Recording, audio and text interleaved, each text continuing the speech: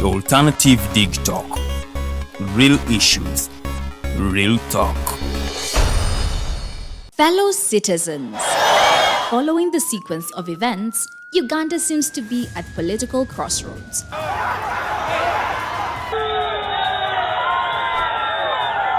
I'm not a servant of anybody.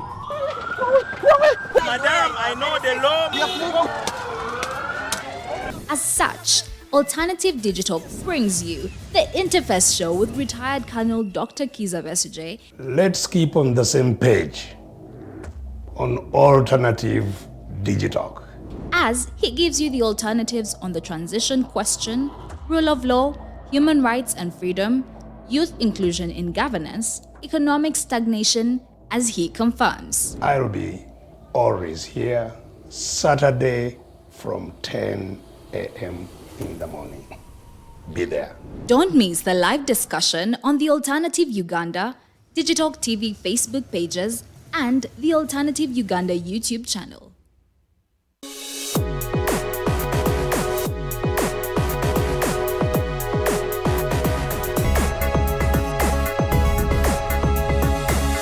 The alternative Digitalk.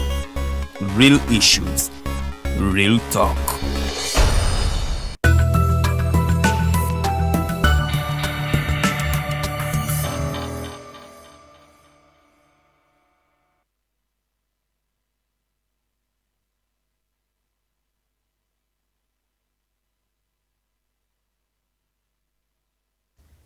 Today is the 1st of December 2022.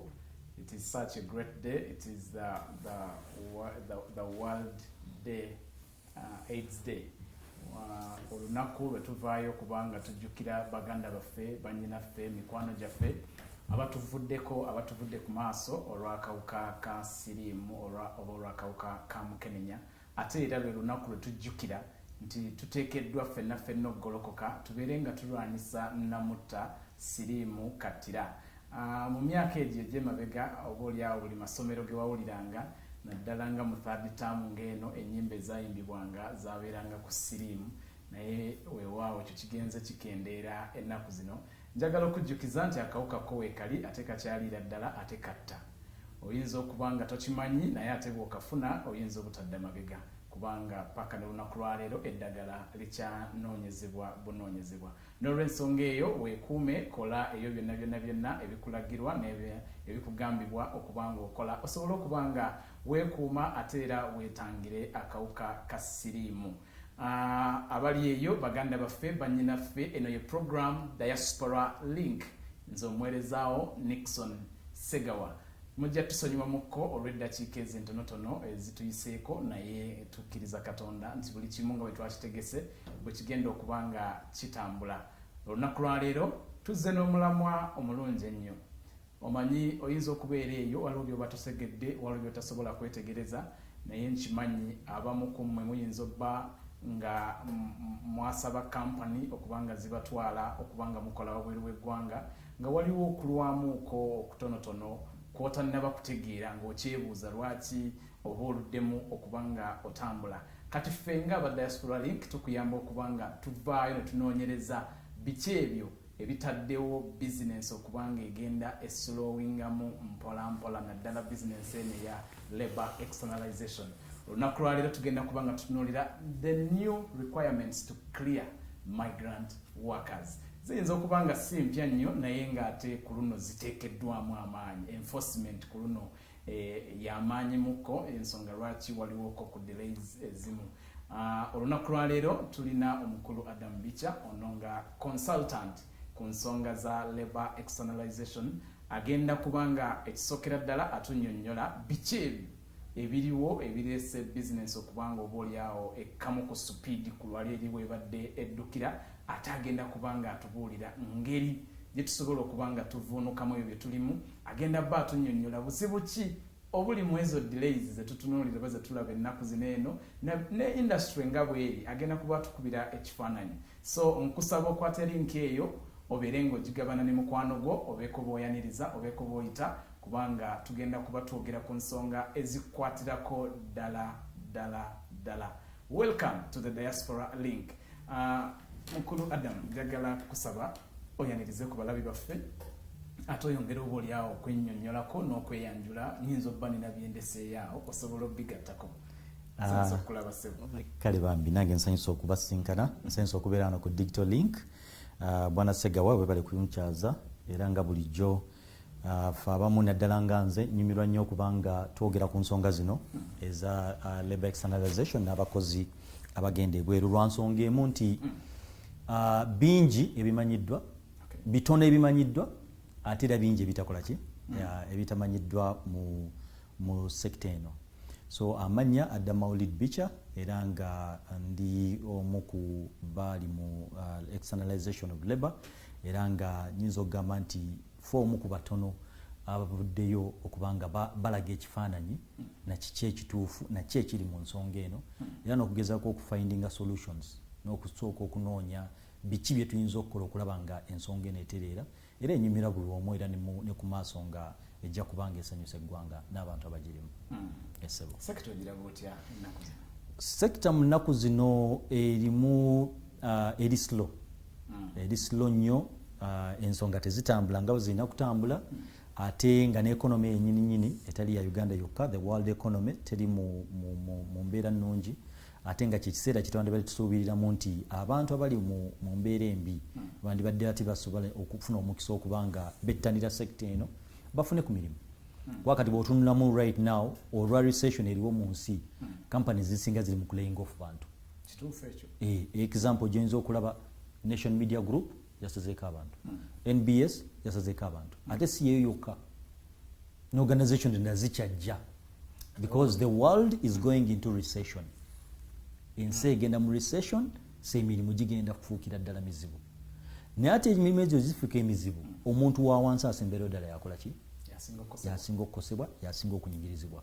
Kati nga alternative yokka gy'aba alina nti option webezze nga ya externalization of labor afunye omulimu mu nsi za wabweru ate si mu Bawarabu wokka naye nawo walala oba Canada oba South Africa oba Dubai oba Kenya yandibadde nga mu butuufu ayanguyizibwa okusobola okugenda than ate okubanga akaluubizibwa okukola ki okugenda nti gavumenti yantaddewo emiwaatwa nga bwe yandisumuludde emiwaatwa nga bweteekayo emiwaatwa gy'okuba nti abantu basobola okukola obulungi wano e Uganda era likewise n'oyo abalemeddwa e Uganda olw'engeri yonna gy'aba ayina whatsoever abeere ng'ate afuna obwangu okuba ng'atuuka ku mulimu gwe akole era ataasibwa embeera nti era bwe tuba tetukoze ekyo ate bannakigwanizi bonyumira okuyita ba traffickers ate era nga bo bangi be bajja omukwata bamutwale ate gye banaamutwala teryakola ki teryamanyiyo because the essence of government clearance si eryawo nti kinene nnyo yo gavumenti kyenoonya kiri ekintu kimu ani akutwala olagawa omulimu gyeguli bw'oba ofunye obuzibu enduula ogikubira wa kitegeera oba bantu bakadde bwoba bantu bwe bagala kubuuzaako nti owaaye Nixon yalagawa balina gye balaga nti genda ku kampani gundi yemanyi gyakola ki gyamutwala which I think kintu kirungi nnyo era eyo program ya government nungi nnyo okuba nti yagiteekawo because era ne babanga tewaliwo program ya government yo clearing abantu era bannaUganda bajja sigala nga bakola ki nga batambula. Tulina border points e Uganda ng'otunulanga ku eastern border ya Uganda ne Kenya kuliko ndowooza border openings nga 4 oba 5 eziri recognized by the government. Anybody asobola okuyitawo n'atambula n'akola ki n'agenda ne yeeyiza ensi. Naye ne program ya externalization nga Ministry of Gender, Labour and Social Development egirimu eba nnungi nnyo nti abo abatamanyi mirimu gye giri n'abatamanyi engeri yakwetuusa eyo awali emirimu ne opportunities ezo externalization of labor weyingirirawo nebayamba abava mu kyalo abatamanyi kibuga nga bwe kiri because bantu bangi tebatokanko mu kibuga process tebagimanyi naye at least bamanya nti waliwo company gundi bwegigendamu nja kuba ndi mu mikono mituufu then ne government negoberera nefuukula nti abantu abo era bagenda ku ekyo kyennyini kye balina okukola kyebalina okukola. So business externalization of labor ng'ogyeko kugamba nti on a business side nga yo labor yo nga yo mu Uganda tekyalinga bwe yali olw'ensonga emu n'endala ate ng'ezo ensonga ezimu ziva mu makampani ensonga endala ziva ku gavumenti ensonga endala ziva mu media n'ensi zeeri engeri gye zirabamu ensi ze zikolagana nazo nti bwana Segawa Thailand yakaddamu okwe-externalizing abakozi I think bakagiggulawo ndowooza omwezi oguwedde naye nga Thailand baali bagiggalawo obutaddamu kutwala abakozi Saudi Arabia okumala emyaka 15 naye nga kyava ku ki Saudi yababaninga naye nga kyava ku ki nti waliwo domestic worker eyabba mu maka ga Prince ga Royal zaabu omungi nadduka n'agenda wa nebagezaako munoonya nga tewaliwo kikola kivaayo ne banyigeyo ne bagiggala Ethiopia tekyatwala bakozi Saudi Arabia nayo bagiggala domestic workers n'abakozi bonna bagiggala olw'ensonga emu oba endala era lwa gavumenti yaabwe ngegezaako okuteekawo embeera nti bali tebalabira abantu baabwe n'olwekyo twagala ABC and D Ethiopia ne bakola ki ne bagiggala Indonesia Philippines bakagiggulawo omwezi oguwedde era nga nayo baali bagiyimiriza okumala kumpi omwaka gumu n'ekitundu lwaki era olw'embeera abakozi gye baali beeyisaamu ne bannamawulire baabwe engeri gye baali bakola ki baportraying ensi gye batwalamu ng'eya Saudi Arabia Indonesia emaze ebbanga ng'ekyali enzigale mpaka kati naye nga nsonga ki abakozi b'Indonesia engeri gye beeyisangamu olwokuba bo obuzibu balina ate bo balinamu obuzibu bw'eddogo lingi okitegeera so abo nabo ne bakola ki ne babaggala okitegeera naye ng'ebyo byonna biva ku ki biva ku ngeri ababasazeewo okunyumya emboozi eno n'engeri gye baginyumyamu emboozi eno enyumizibwa bubi oluusi enyumizibwa bubi ng'abaginyumya tebagenze kutuuka kumanya mu butuufu ekituufu kyeki n'ekikyamu kyeki nti Nixon oli bw'akwata akatambi n'akateeka ku social media byonna byayogedde ojja kukkiriza nti bituufu naye nga ne byayogerako si bituufu tubadde wano ne cases zetubadde tutunuulira ng'osanga nti omuwala ali Dubai ali mu kubika muwala eyafudde omukazi eyafudde e Saudi Arabia owe Dubai ng'abika ewa Saudi baganda baffe tebabafaako wuuyo yafudde era bannange tunaakoma ddi okufa naki wayitawo weeks 2 gwe baabise n'avaayo n'agamba nti bannange ebyo badde boogera bikyamu nze ndi mulamu so mu ngeri ng'eyo ne wesanga nti abantu abasinga bawugaba information naye ng'ate baba bagyogera tebakomaawo nga social media bwetambula ne teknologiya mu nnaku zino oli n'akwata akatambi n'ataaginga prime minister n'ataaginga president n'ataaginga prince we Saudi n'ataaginga ne leadership ya Saudi kikyosuubira ekiba kigenda okuddako relations bw'olaba wana abakazi n'abasajja balemedde okuva e Dubai okijjukira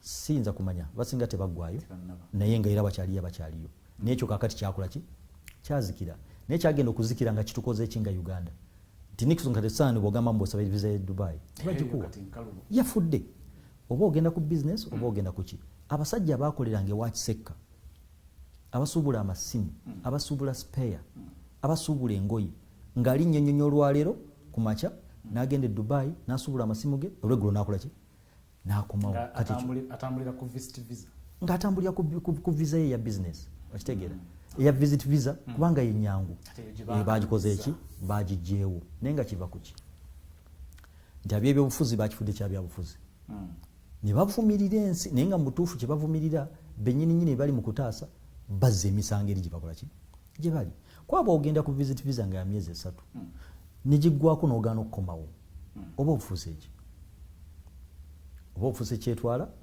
oba obufuuse muntu amenya amateeka oba obufuuse oba obufuuse illegal immigrant so wonna woofunira obuzibu ne bakukwata era babalina kukuteekawa mukomera nga bw'olabira ne Uganda nti bagenda ne bakuŋŋaanya abayindi n'abachina abatalina ki mpapula era babakwata babateeka muki mukomera so engeri gye tunyumyamu emboozi eno mu butuufu si nnungi ate era ojjukira agensi y'e Dubai eyo yasalawo okukola kyebawa amnesty on top of ba amnesty nebawa ne tiketi ez'obwereere bakole ki bameka abajja baali batono okitegeera abalanga balowooza bya lubalaato bya musaago gavumenti bwe yasigala n'emyumyula then ate enduulu za gavumenti gyekole ki etuyambe tena kyekoze naye mu biseera ebyo byonna ebyayogerebwa ku nsi ya Dubai olowooza yensi eba eyagala kukola ki yo kiki eba egenda okukola egamba nti abana bannayuganda balina kerere nyingi ate bannauganda oba tebazze Dubai oba bazze Dubai esobola okukola ki okubeerawo soka tubaggale kati engeri gye tunywamu emboozi wano ewaka yereetedde ebintu okwongera okukaluba sayidi ze nnyo ddala ne wano bye tusazeewo okukola nga bwe waŋŋambye ku kifaananyi biki ddala ddala ebyongedde okukalubyamu bizinesi kati clearances kizibino ze bayongedde omumyumyulamu clearance si kwongera kumyumyulamu wabula kuba nti abalina okutuukiriza obuvunaanyizibwa n'okukola emirimu gyabwe tebagikoze nga banagikola bayinza okuba balina ensonga zaabwe for example nti tebalina budget ekola mirimu gyabwe naye ng'ate obwo tebuyinza kuba buzibu bwaki bw'abakozi abaagala okugenda okukola abali mu bwetaavu bubeera obuvunaanyizibwa bwo ofuba okulaba nti oteekawo embeera esobozesa abantu okugenda okukola oba okuba nga batuukiriza ekigendererwa kyabwe kyonna gwe nga gavumenti because ye responsibility yo nga ki nga gavumenti ofuba okulaba nti abantu bali mu mbeera ezisobola okukola nakyo ova olaba nti the primary role of government is protection of life and property kitegeera so ekala among your property iyinza okuba nga it's your business to see to it gyoteekawo embeera for people to smoothly do their businesses emabegakaawo kampani zakyamuka nezisanyuka nezeeyagala gavumenti bweyavaayo ne royal president w'eggwanga n'ayimiriza ebya interpol nga abaana bwe baba bagenda kukuba kyeyo tebeetaaga ate kusimba layini mpanvu nnyo okufuna bbaluwa ya interpol naye ate mu bimu ebyasabibwa kati Dubai Saudi Arabia yes. Kati bagamba twagala ebbaluwa eya good conduct ebbaluwa tuddayo gye twali naye ng'ate president bwe era ajjawo ekintu ekyo yali akijjawo ng'era awa room okweteekateeka ffe nana abasaudi ne bakikkiriza bakimanyi nti tulina okweteekateeka okulaba nga tutereeza ensonga eyaki ya interpol kubanga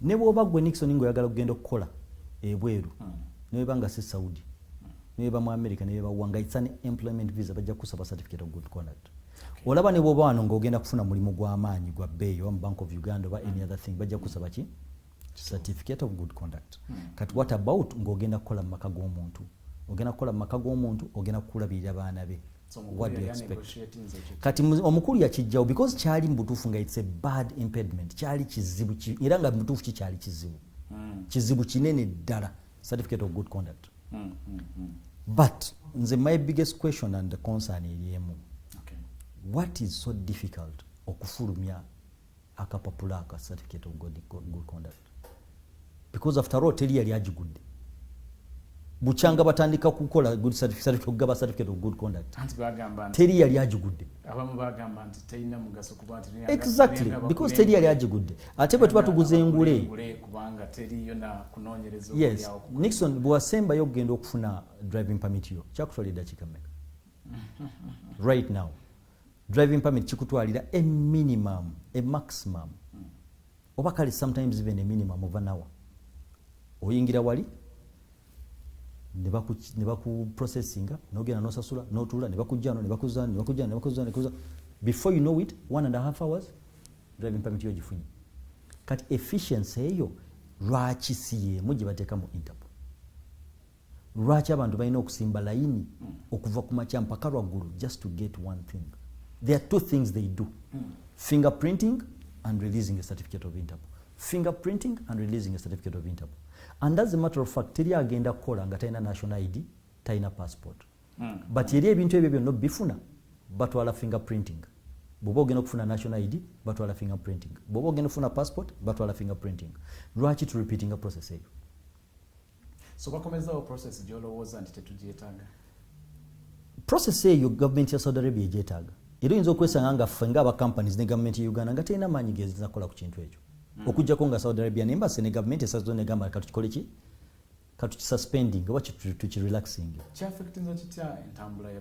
kyaffectinza nnyo because process right now bw'ogamba nti ogenda because Interpol booking online bw'ogamba nti obookinge Interpol ogenda for Interpol fingerprinting and getting an Interpol certificate date eriwo kati ya next year yes so calling because toyinza kugendayo nga tolina booking aba Interpol bawumudde bo no but because the numbers nene oyina kusimba layini ofuukulama ng'okola ki ng'otuuka numbers nene nnyo kitegeera naye nga ki ekireetera numbers nene nnyo Ntuyinza osanga obuuma obukola fingerprinting nga butono obanga printers eziprintinga certificate of good conduct nazo nga ntono.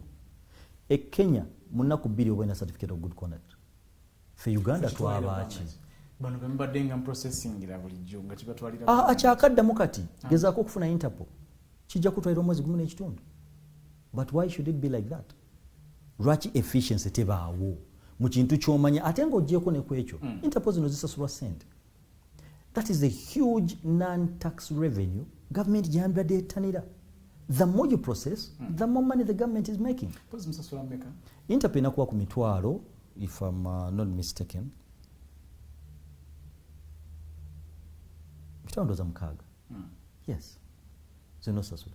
Okay. But if that money, the process efuuse more efficient, government efuna sente mangu, and then ne bannaUganda ne batabona abakwanga bagenda mu budde. Ne buli bw'okikola nti kiri mwezi gumu n'ekitundu. Ogateko training y'emyezi ya weeks 2. Ogateko ne clearances. Ogateko n'okubookinga ticket. Because ticket ojja gigamba nti kati process ogimaze ne visa ogifunye candidate agendera omulundi gumu. Yandibadde deploying nga mwezi gumu gijja fuuka myezi 3. So and when you deploy within after 3 months ng'otandika penalties.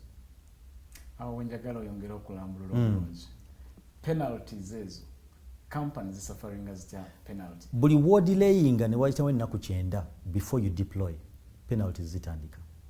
Gwe nga company bakupenalizinga. Nene company eri Saudi Arabia ne bagipenalizinga ye system ya government ya Saudi Arabia. Because omuntu ayinza kuwaayo sente ze n'agamba nti njagala mukozi. Then ate omukozi n'atwala emyezi 6. Kiringa gwe bwana Nixon. Olunaku omukozi olwagenze oyinza okukola. Banjagalirawo omulala. Exactly. Kati imagine ng'omukozi waagenze ate nga mukyala wo naye alina omulimu.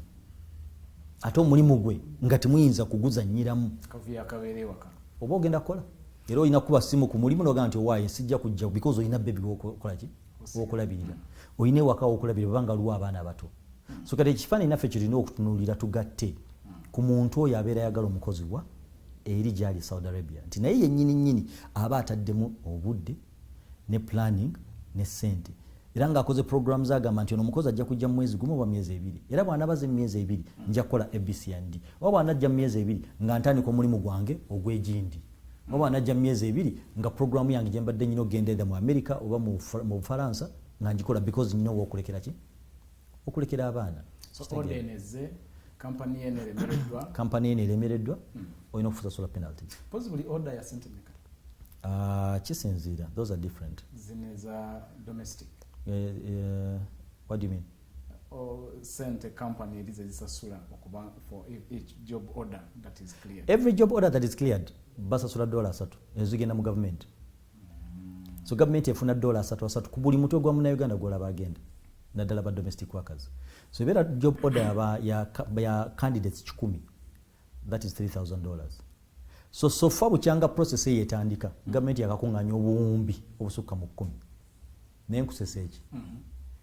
Omanyi budget ya externalization services. Budget y'abantu abakola ku mirimu gino gyonna mu Ministry of Gender and Labour. Ministry of Gender and Labour wabeerawo director waliwo commissioner then nojja wansi ku employment services. Kati external employment unit egwa mu employment services department. But employment services department budget yayo y'omwaka mulamba ziri milioni 10 mwaka mulamba ze milioni 8 mu mwezi. Kwe kuli emisala gy'abakozi abalimu bonna, kwe kuli chai waabwe gwe banywa, kwe kuli empapula ze bawandiisa, kwe kuli peni ze bakozesa, kwe kuli okutambula, kwe kuli no monitoring abaana. Okitegeera? Okay. Kati olina okutunuulira ebintu bino byonna mu right context. N'olaba obuzibu buliwa. Lwakubanga nti companies bufene bwa kukubo buli asanga akola ki? Akonako ne yetekeberera. Buli kimu bakizza ku ki? Efficiency ebulawo on a department and on a sector. On a sector that is very, very critical. You just imagine abakozi bonna abo abagenda ebweru. Singa basigale Kampala. Nga tebalina mirimu. Nga n'abali wano balina obuzibu. Oluza kyandibadde kitya? Kitegeera. Yewe batuuka eri nabyo bakomawo nabyo. Waliwo technological transfer. omukozi ava wano n'atuuka eri n'akola ku cranes ez'amaanyi n'akola ku machines ez'ebbeeyi n'akola ku nayiga nga bw'olaba ffe abamu era abagenda ku kyeyo UK twakomawo nga tuli be bamu nga tuli banjawulo engeri gye tulabamu ensi eri completely different n'oli bw'aba agenze naye era kyekimu. What about the money ze bali mu kuleeta? Kati nkuwadde example eyo nti sector mu job order approvals zokka before mwaka guno nga tegunnaggwako yakayingiza obuwumbi 10 naye department eyingiza ssente ezo efunako $1,500,000. Kati gwe n'oyagala bakole batya abatali bamalayika?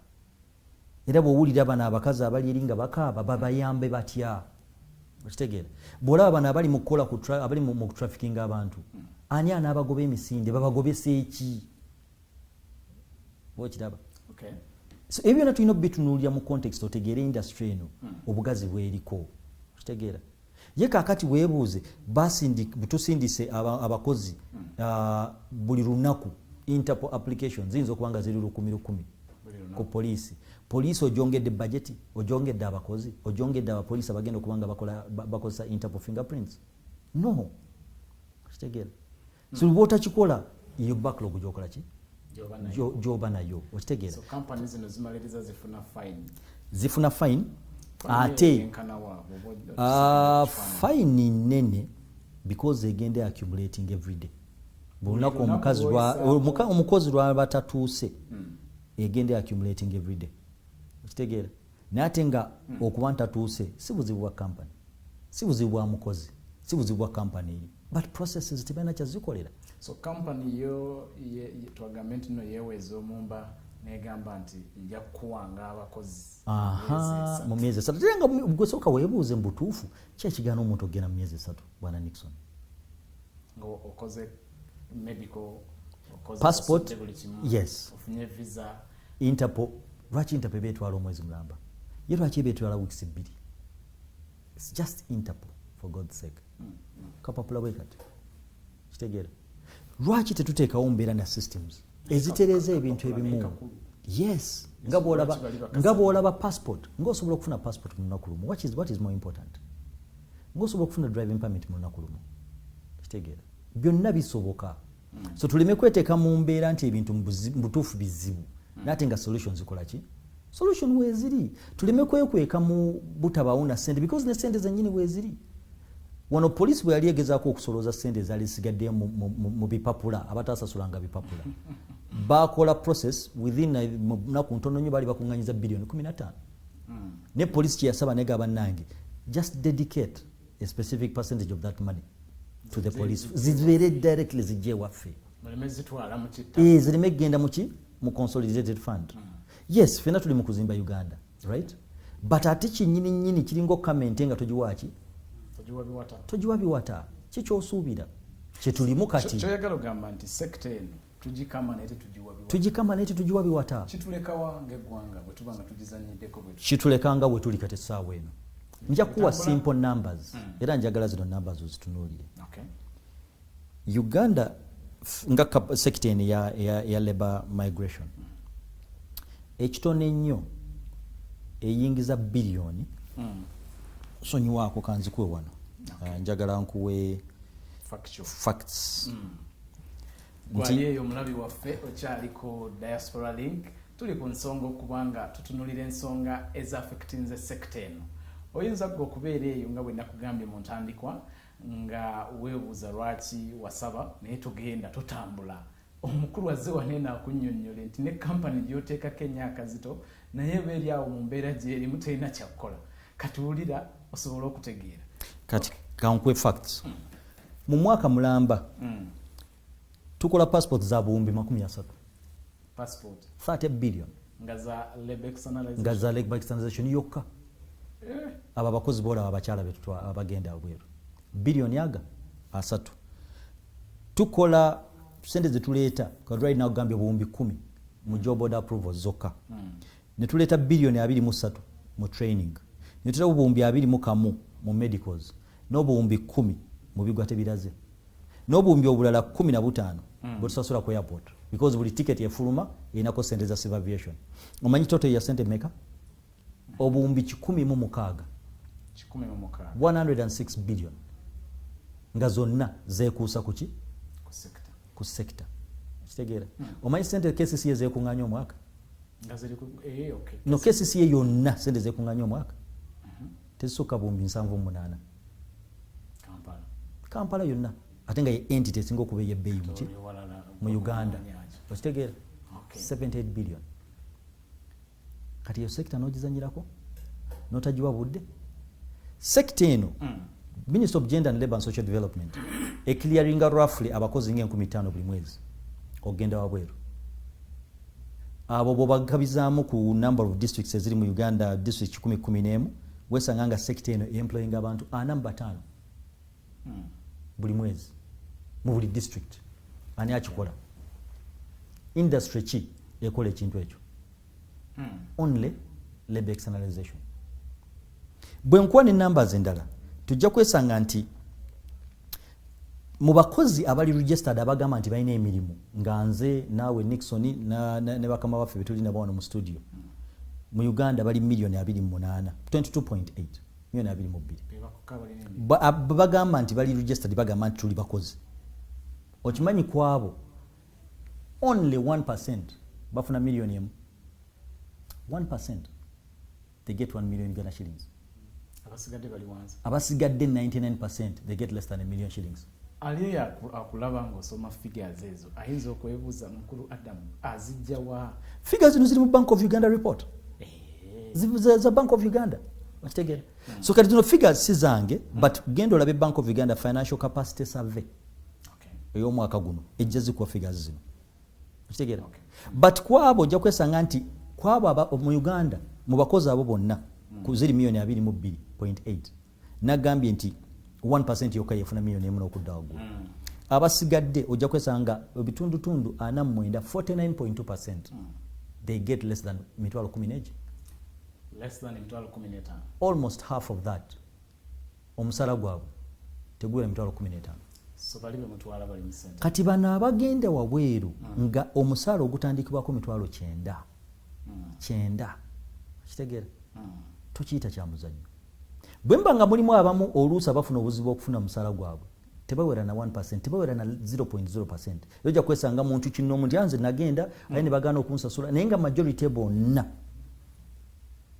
basasula omusala gwabwe nti era n'amala abeerayo n'atasasulwa nga yatwalibwa company najja mu ministry n'agamba nti company gundi bantwala tebanfuna musala gwange ne bainvestigating nga mubutuufu tebafuna musala gwe company owner gwe n'omusasula omusala gwe tegeera nti ono tiyasasulwa abati bali bavuzanyi bwabo okulaba nti akola ki nti asasula so nkuwadde ekifaananyi kino ekya sector eno bwana Nixon so that tutegeera sector eno nga bwekola ki obugazi bwayo nti omuntu bwakutegeera obugazi era balina okukukwatanga ki nga bw'ofaanana services zaffe ziri zitya wabweru w'eggwanga zi consular services because job orders nga ziteekebwa side zeeri nazo zirina okuba approved consular services zaffe zirina obuzibu ate nga kiva ku ki bannaUganda tetunnaba kutegeera wawe tulina kuteeka maanyi twali mu conference ya labor externalization ne honorable prime minister right honorable Nabanja and problem yaliwo nti bannaUganda babeera ng'abaali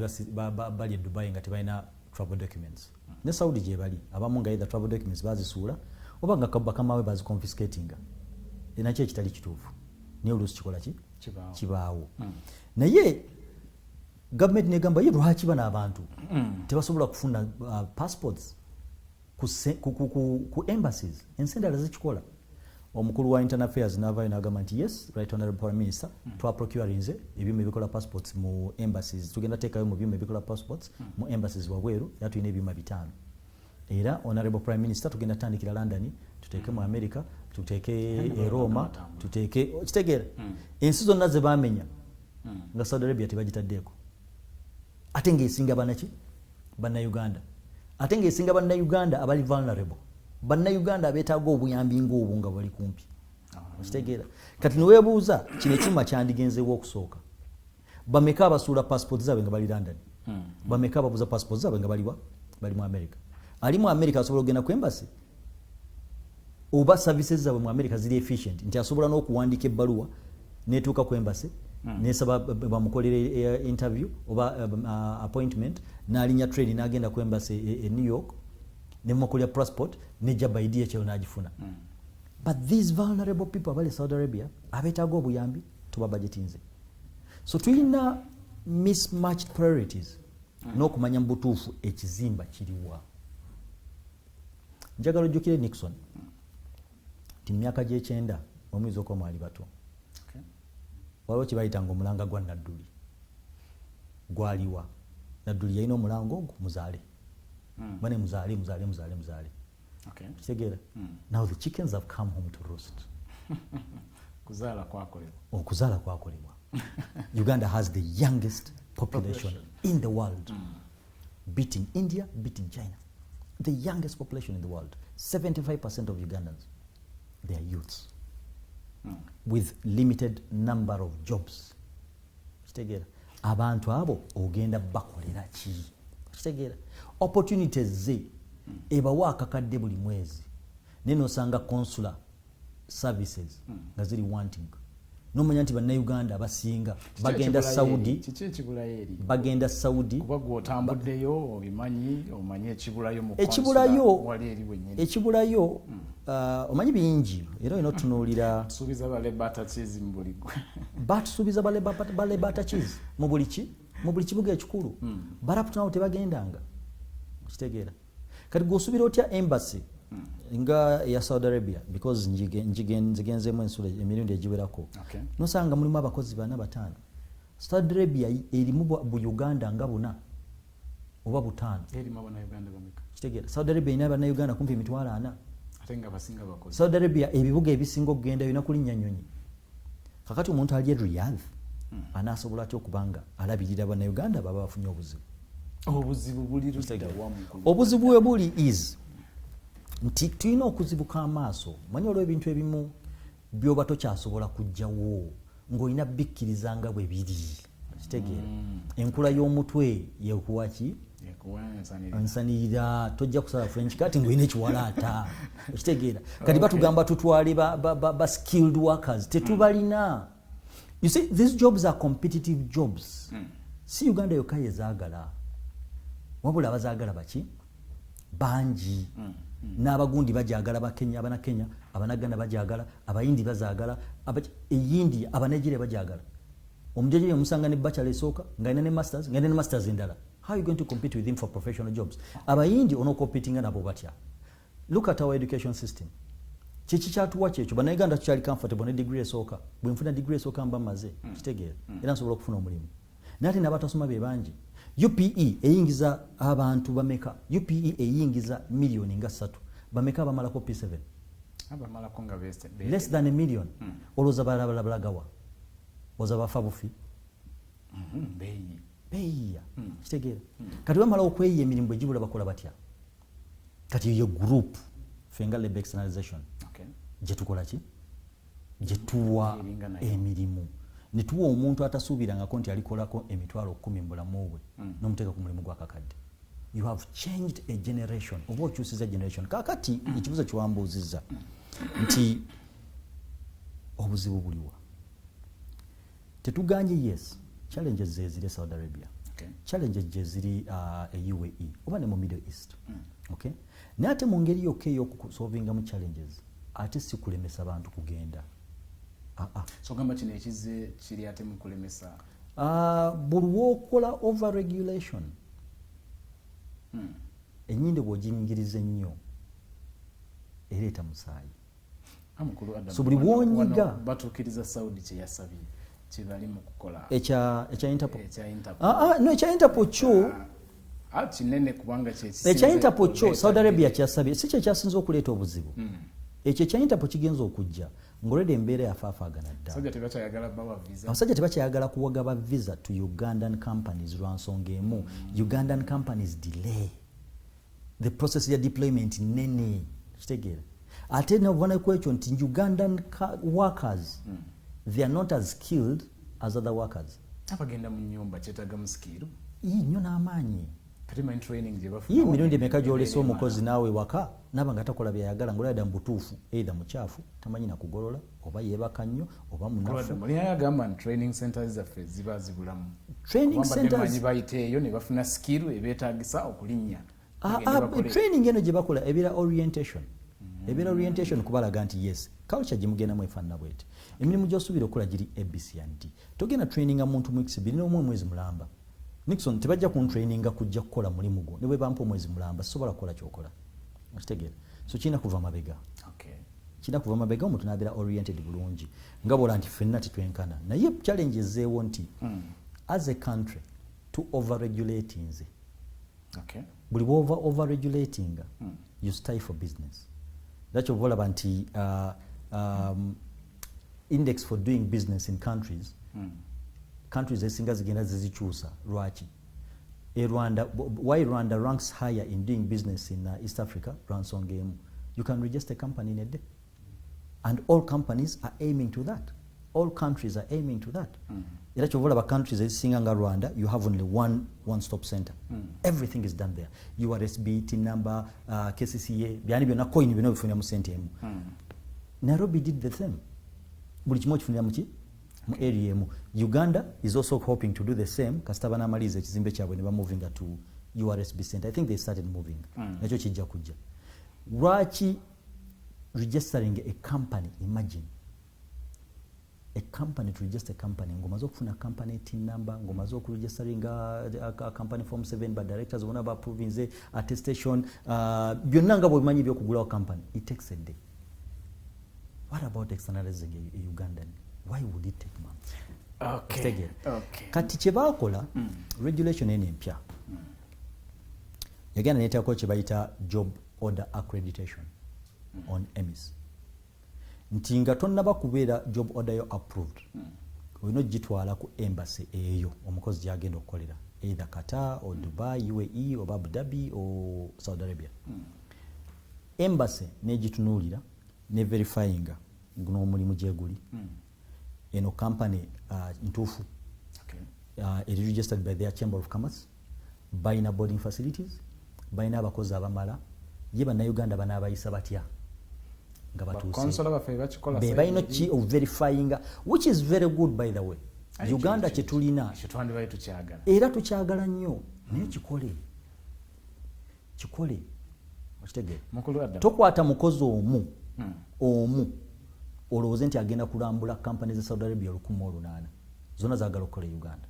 Mbadde manyeeza azirambulira ku mutimbagano abalina kutambula ate kati onomanya otya ebisula abiina onomanya otya byakuwadde ku mutimbagano bituufu physical alina okutuukayo which is good kitegeera kuba naffe tukyagala nnyo okulaba nga mu butuufu gavumenti yaffe efaayo ku bantu baayo. Ndowooza ekyo kizzeemu lwakuba nti job orders ezimu zaalinga abamu bagamba si ntuufu ntuuke eno ate bangamba omulimu gyeguli ate sina mulimu. True, ekyo kituufu. Gavumenti nenenyezebwa nti mwakiri yalinze job order etaliyo. True, era kyabangawo kitegeera abantu abamu bakikolanga okiraba naye ate bwogezaawo ate okugjawo ekibi ayite ocreatinga lusozi kitegeera bw'ojjawo clearinga ate emirimu gibeerenga gitambula bulungi.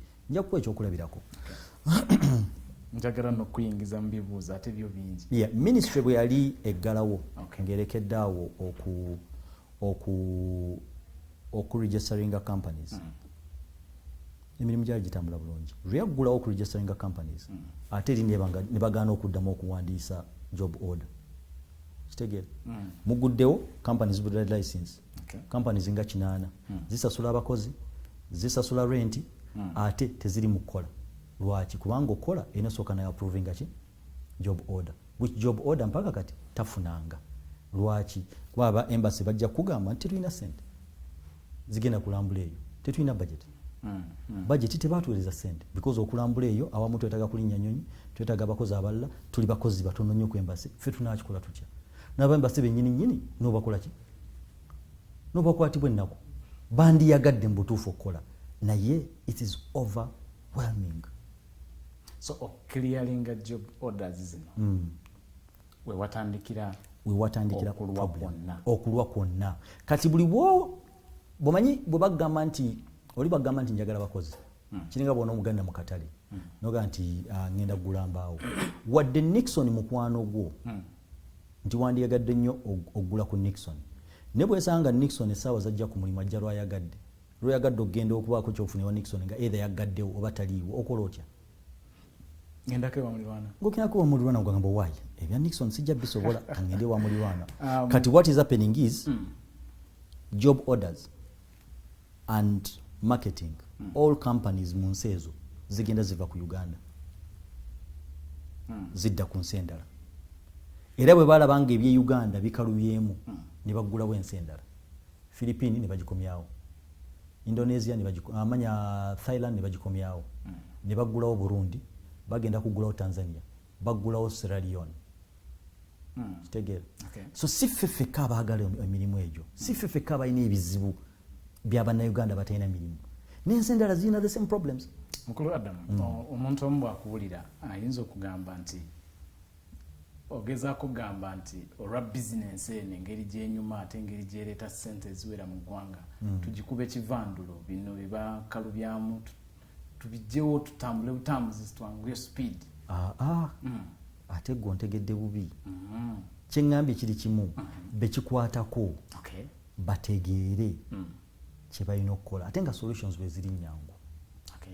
Sigamba nti wa business kunyuma nesaagala mukitunulire mu time ya business ate era bwe tukifuna obubi nga bannayuganda era kyobalaba nti abantu abasinga balina obuzibu ku labor externalization because abantu balowooza abantu bali mukikolamu ssente ne beerabira nti kino ekintu kiri mu kuyamba bannayuganda kubawa mirimu kubataasa mbeera era oli asobola okuddawo n'agamba nti bannaye mututte bannayuganda baweddewo tebakyali bani abanaatukolera ne beerabira nti it's a revolving contract ya myaka ebiri bwegiggwako oli akomawo e Kampala naye bwakomawo e Kampala bakomyewo n'emiliyoni nga 2 wakiri miliyoni 10 abakola ki abaziina ti nze naawe nange Nixon kiyinza kutwalira bbanga ky'okusavinga miliyoni 10 noga nti ozirabako ku akawunti ziizo ozirabako oyinza kubawa mukisa kitegere. Bank of Uganda yakola survey nekulaga the number of Ugandans abalina miliyoni emu ku account emu bweti nga tebeerwa na 2%. Mukulu Adam, ensonga ze Uganda zo zimanyikiddwa ate tezinyuma naye omukulu alina ekibuuzo waneena ayitibwa Rogers agamba so Mr. Adam, countries should keep quiet about the misfortunes that their people go through because it risks opportunities for people. No, tetunaba kwogerako ku misfortunes z'abannayuganda and I think I would be very misquoted if I say that. I don't want to be quoted over something I didn't say. Noza tubadde nnyo ku processes other than talking about misfortunes. And misfortunes for Ugandans, they have been answered. Antoli agamba nti ekireetesezza process eyo kwe kubanga ezze kubanga addressinga outcries oba oliawo ezibaddewo. No. I think that question is not well phrased. Era nkalubirirwa okufuna engeri gyenkola ki gyemmuddamu because I don't think I've alluded to anything that is to that effect. Okay. Bamuyita less up agamba Mr. Adam, what are you trying to tell us that we should value the fact that our people are being employed and we stay quiet even when they are being killed?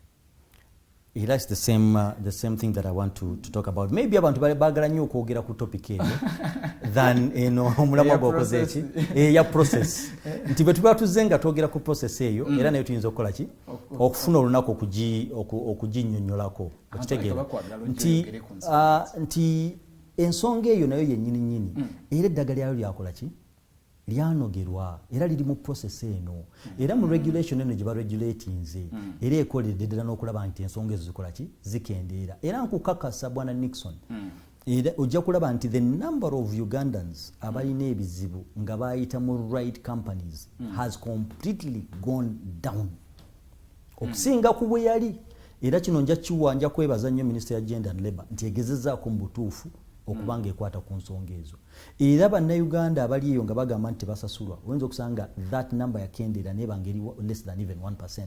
Agamba nti nze nagenda ndi mukola bagana okunsasula because the ministry is very strict on that part and nobody felt sit on that. That's eri agamba nti ekyo ministry kyekola kikyamu era omuntu ayingira mu mulimu guno nga company ng'ojja gukola ng'olowooza nti togenda kusobola kulabirira bannayuganda toguyingira tojja toggulawo company kubanga tojja kusobola nti the responsibility ekubeerako nga gwe wa company nene nnyo nti oba tosobola gituukiriza eno business tokola ki togyetantala genda okola ebirala era ekyo minisita ya genda ne bwaba PS bwana Agre Kibenge akyogerako nnyo nti oba tojja kusobola byetaagiso bya business eno togikola ki togiyingira oba tolina obuvunaanyizibwa to a certain level era companies by the way zigezezzaako to that effect lwakubanga challenge eriwo nti munnayuganda abonaabona e Syria ne Afghanistan bonna bali mu Bawarabu. So tojja kumanya either abonaabona yatwalibwa company oba teyatwalibwa company era mmwe abali mu digital mode studio eno abali mu digital mode the number of videos ez'abannayuganda bebabonaabona you can agree with me Nixon zikoze eki zikendedde. Mukulu Adam katutwale ne comment eno okuva ewa Athan Mwine agamba manya abantu baagala nnyo ensonga ziri. Mr. Adam, do you consider the fact that the issues that have caused the sector to slow down is because a lot of shady things are done and many Ugandans are suffering in those foreign lands? You just said that countries have been banned for asking questions about the welfare of its people. Are you really apportioning the blame equally? Is the Middle East's hands clean amidst all these issues? No, the Middle East hands are not clean. And those countries are not as, you cannot paint them to be angels. They also have their challenges. And as any other country, even in Uganda here, we have incidences where domestic workers are mistreated. But that is a case of whataboutism, which I really never want to get into. Okay? If it is a Ugandan, let all her rights be protected. But at the same time, we also have to understand the context through which, or under which, those Ugandans find themselves in such situations. In most cases, we only get to know about one side of the story. Because the other party, nobody ever gets to tell their side of the story. Because we find that most Ugandans, I would think, most of them who got problems, you will never hear the other side of the story. But these companies that take these Ugandans have really, really tried, in partnership with Ministry of Gender and Labour, to sit with that at least they live up to the expectations of their responsibilities. And if they don't, by the way, let it be an individual company responsibility to be answerable to whatever issue that would have been risen, other than making it a blanket industry problem. Okay, I think this will be the last comment that I'll have to read, and it is coming from migrant workers' voice. Yes, Bwana Kayonde. This time it's not Kayonde in person, but migrant workers' voice, and whoever handles that, they know. It says, Brother Adam is labeling to convince anyone how relevant is the business and less suffering are the migrants exported. But I want to assure him, actually, no one from the migrant workers wing is contesting the profits earned in the whole program. That's why we still want to go amidst whatever percentage of outcries at question. The issue is what can be done possibly to support those falling in that percentage, because at any point in life, no life should be accepted to be lost for a profit. Should the country keep quiet about those in traps overseas because it earns a lot from the majority who have not complained? You see, what we are discussing today is completely different from what that is. And what I can say about that is simple. I want us to be honest to ourselves. Okay, that you can get. Yes, I want us as Ugandans to be really honest to the conversations that we have. And these conversations, before we become honest to them, we shall never find solutions for them. Bona Nixon, there were statistics 2 weeks ago of how many people are killed by border borders every day. You saw those numbers. 40 Ugandans are delivered to the mortuary every day through border accidents. How comes nobody has ever talked about the issues in that business? It's equally business, right? And what happens?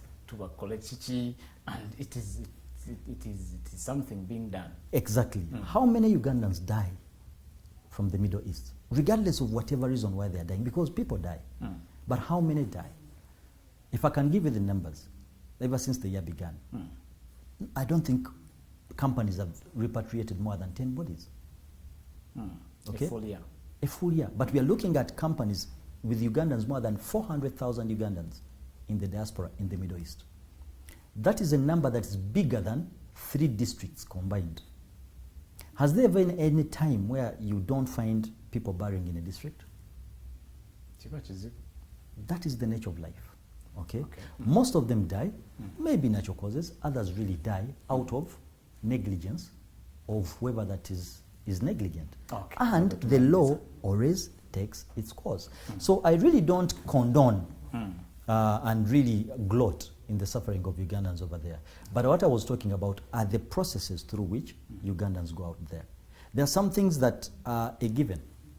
Bwana Nixon, Ugandans out there crying, that will never end, regardless of whatever law that we put, regardless of how good companies are. Even if companies live 100% their expectations, still there will be people who will abuse their rights. There will be Ugandans who will abuse other people's rights. I'll give you a very good example. There was a video that was moving, Nixon, of a Ugandan maid who was recording her boss naked. You saw it. What do you expect will happen to that Ugandan? It will be the bad Arabs. So now we really have to check into ourselves and understand this conversation. And like I said, let us have it very candid and honest. But just because on the part of the sector, there are few people who are willing to have this conversation on my side, as a person who is very passionate about externalization of labor, whereby I feel it is a service that we have to clean up. It is a service that we have to put in a lot of effort to make it better. Okay. Yes. Your parting shot as we leave, just in a second. My parting shot is one. That with or without regular labor migration, Ugandans will go. And I'm very sure the majority of Ugandans who are there never went through the right channels. But that is also not a problem, because Ugandans have a right of movement like anybody else. A domestic worker or a cleaner or a security guard has the same right of freedom of movement like a teacher, like a doctor, like anybody else. But when the government comes up with a process, because this is a vulnerable group, a process that will help them to get their due without being exploited, we should support that process. Because if we don't and it goes away, it is the worst. Because the traffickers will carry the day and organized crime will be the end of the day. So let us support this program of the government, make it better so that Ugandans can benefit from it. Okay. Tweyanziza nnyo abalabi baffe nammwe abatutobudde ne mukozesa data wammwe okubanga mutulaba. Nammwe abawaddeyo ate eddakiika n'obanga obwako ekibuuzo ky'obuuza ne comment gy'oteekako. Tubeeyanziza. Mwebale okubanga mwekuumira ku Digitalk TV. Tubeeyanziza okubanga buli kiseera mubeerako ku Diaspora Link. Nsigadde nze Nixon Segawa, emboozi zino tukyaddamu okubanga tuzinyumya kubanga twetaaga okubanga wabaawo ekitereezebwa mu sekita eno. Nateera tusisinkane omulundi oguddako. Mukama bawe omukisa.